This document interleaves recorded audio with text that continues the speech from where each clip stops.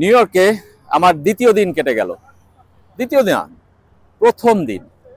রাত দ্বিতীয় কাটবে, কিন্তু দিন আমার কিন্তু আজকে প্রথমবার নিউ ইয়র্কের আলো বাতাস সবকিছু দেখলাম।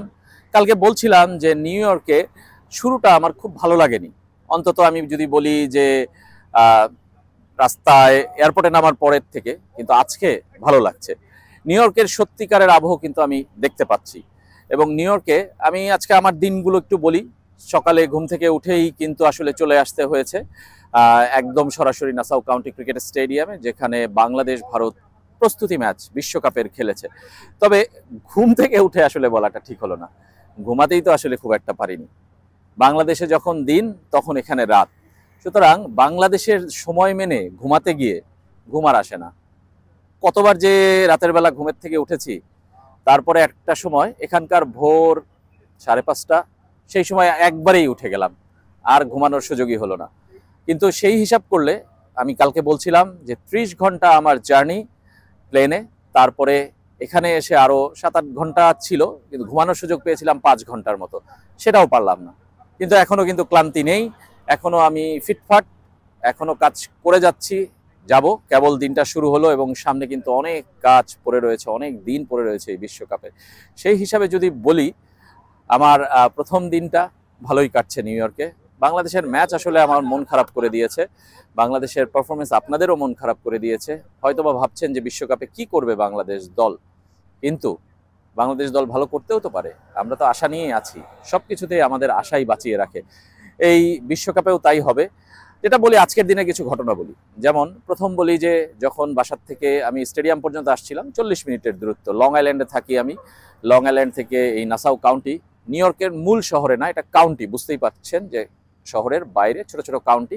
সেই কাউন্টি, এই নাসাউ কাউন্টি ক্রিকেট স্টেডিয়াম এখানেই তৈরি হয়েছে 5 মাসের মধ্যে। দেখে মুগ্ধ, মানে এরকম স্টেডিয়াম 5 মাসের মধ্যে হয়তো অনেক খুঁজে পাওয়া যাবে। স্টিলের গ্যালারি কিংবা মাঠগুলো এখনো আসলে ইন্টারন্যাশনাল মানের না, পিচগুলোও না, কিন্তু তারপরেও আমি যদি বলি এই স্টেডিয়াম দুর্দান্ত। আর পারফরমেন্স, সেটা বলছিলাম, সেটা আরেক দিনের আলোচনা কিংবা মূল মাঠের আলোচনা, আমার বিশ্বকাপের ডায়েরিতে এই আলোচনা না করি। যেটা বলছিলাম যে আসতে লং আইল্যান্ড থেকে স্টেডিয়াম পর্যন্ত 40 মিনিটের মতো, কিন্তু হঠাৎ দেখি যে গুগল ম্যাপ বলছে যে 1 ঘন্টা 10 মিনিট। এত বেড়ে গেল কেন? কারণ কোনো একটা জায়গায় কোনো অ্যাক্সিডেন্ট হয়েছে কিংবা হাইওয়েতে কোনো একটা বাধাপ্রাপ্ত হয়েছে, সেই কারণে আটকে গেছে। তারপরে আস্তে আস্তে ঠেলতে ঠেলতে ঢাকার জ্যামের মতো, গুলিস্তানের মতো পুরা লাল রং পার হয়ে আমি যখন শেষ কোনাটায় আসলাম, কেন আটকে গেছে দেখলাম কি, ট্রাক থেকে কিছু পাথর রাস্তায় পড়ে গেছে। পুলিশ আটকে দিয়েছে 2টো লেন, যে কারণে লেনের সংখ্যা কমে গেছে, গাড়িগুলো খুব স্লোলি যাচ্ছে।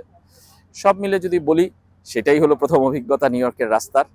আর তারপর এই নাসাউ কাউন্টি ক্রিকেট স্টেডিয়ামে এসে, যেটার এত প্রশংসা করছিলাম, সেখানে এসে আমার অভিজ্ঞতাটা হলো দুর্বিষহ। দুর্বিষহ এই কারণে যে বিশ্বকাপের অ্যাক্রিডিটেশন কার্ড তো এখান থেকে এসে কালেক্ট করতে হবে প্রথমবার। সেইটা করতে গিয়ে, অ্যাক্রিডিটেশন সেন্টার খুঁজতে গিয়ে আমার লেগেছে 40 মিনিট। সেই 40 মিনিট হাঁটা, কেউ বলে এই গেট, কেউ বলে ওই গেট, কেউ বলে চিনি না, কেউ বলে জানি না, সব মিলে এখানে একটা বাধাপ্রাপ্ত হলাম। তারপরে অ্যাক্রিডিটেশন কার্ডটা নিয়ে যখন মিডিয়া বক্স, আমরা সাংবাদিকরা যেখানে খেলা দেখি, সেটা প্রেস বক্স বা মিডিয়া সেন্টার, মিডিয়া বক্স যেটাই বলি, সেটা খুঁজে পেতে লেগেছে আরও প্রায় 15-20 মিনিট। কেউ চেনে না, অনেক গেট ঘুরে পুরো স্টেডিয়াম চক্কর দিয়ে কয়েকবার, তারপর খুঁজে পেয়েছি ওই মিডিয়া বক্স। একবার একটা দিক দিয়ে 3 তলায় উঠে গেছি, উঠে দেখি খেলা দেখার কোনো সুযোগ নেই, এটা তো আর হতে পারে না। পরে একজনকে জিজ্ঞেস করলাম, সে বলল নেমে আবার আরেক দিক দিয়ে আরেক দিকে যেতে হবে।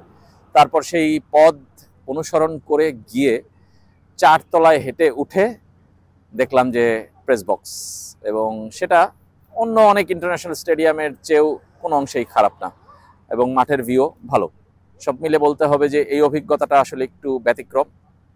আর এখানে এসে বাংলাদেশিদের এত দর্শক দেখে সত্যি অভিভূত।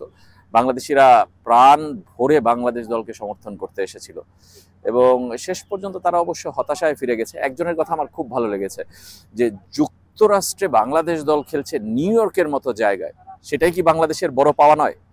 সত্যিই তো, হার জিত তো থাকবেই, খেলার অংশ, ভারতের সঙ্গে খেলতে গিয়ে হারতেই পারে, কিন্তু নিউ ইয়র্কের মতো জায়গায় বাংলাদেশ খেলছে, বাংলাদেশের পতাকা উঠছে, এবং এটা কবে কে ভেবেছিল, অন্তত ক্রিকেট খেলায়। আমার কাছে মনে হয়েছে যে এটা কিন্তু সত্যি, যুক্তরাষ্ট্রে বাংলাদেশের জন্য একটা বড় অর্জন এবং বাংলাদেশিদের জন্য একটা বড় অর্জন। বাংলাদেশিরা এখানে অনেকেই থাকেন, তারা নিশ্চয়ই গর্ব ভরে সবাইকে বলবেন যে বাংলাদেশ খেলেছে। এবং আমার ধারণা অনেকেই এটা বলছেন এবং আমি কয়েকজনের সাথে কথা বলেছি, তারা ডালাসের ম্যাচ, নিউ ইয়র্কের ম্যাচ দেখার জন্য খুব আগ্রহ ভরে অপেক্ষায় রয়েছেন। আমরাও অপেক্ষা করছি, ডালাসে যেতে হবে। ডালাসের জার্নি নিশ্চয়ই আপনাদেরকে জানাবো। বিশ্বকাপের ডায়েরি থেকে আজকে এখানেই বিদায় নিচ্ছি। কাল আবারও দেখা হবে।